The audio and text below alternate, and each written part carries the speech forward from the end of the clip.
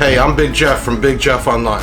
I started all this out of the trunk of my car in Miami, Florida, selling security cameras and other things, and it grew into car audio, which has always been my passion.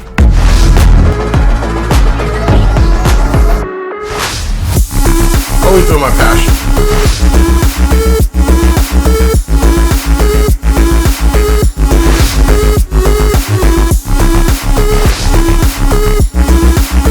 Get bigger and bigger and bigger. All right, I'm Big Jeff. I am he. You are you. No, sounds kind of weird, but just make sure I don't get mixed up. Want to thank you all for getting me here. Here we are with another awesome black diamond product. This is a full range loudspeaker. I know they're called all different things. Some call them mid-bass, mid-range. Loudspeaker, full range, and probably a bunch of others. I call them loudspeakers of full range. Cool thing, this is the DIA-M6. This is a 6.5 inch mid-range loudspeaker, and it is 8 ohms.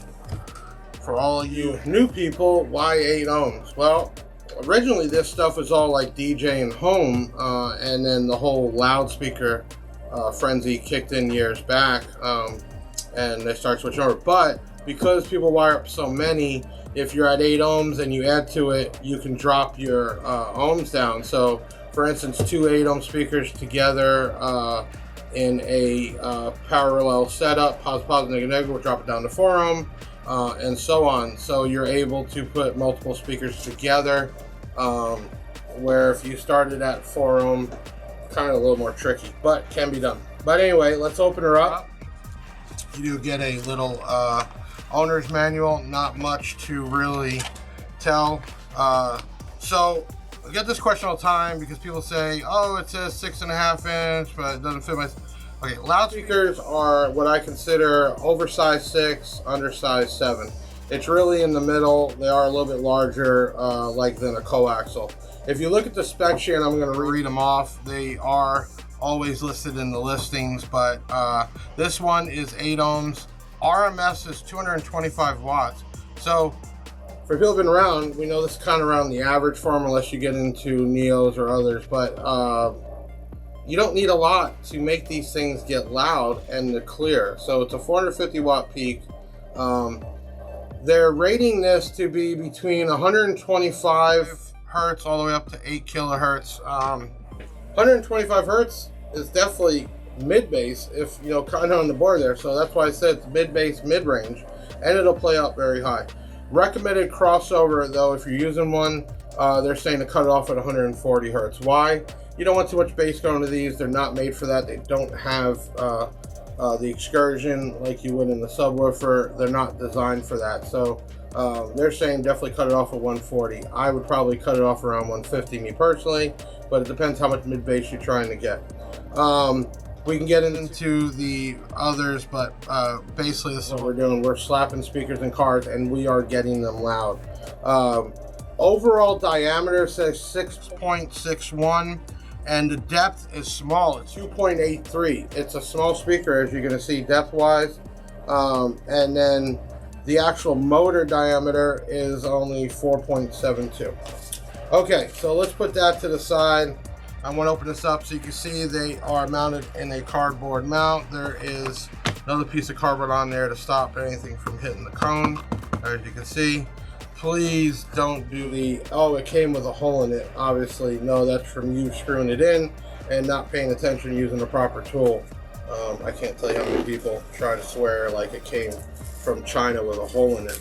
But anyways, you can see here, the mounting depth, what we're talking about, it does have a beefy magnet on there. But for only 225 watts, I think they sound great. Now, some people are probably going to comment, why didn't you hook it up to play it? How do you really tell what it sounds like on YouTube? My wife does that to me all the time, and it's like, we hear subs go, brr, brr, and we really can't tell how loud that is. And that was actually the wife calling in there. I'm sorry about that. And so you really can't tell by me playing this how loud or how clear, especially when you're playing it back on a phone and everything else. But anyway, I can tell you from personal experience, they do have a good amount of mid-bass. They are very clean and they are very loud, giving them that 2 to 250 watts RMS good power.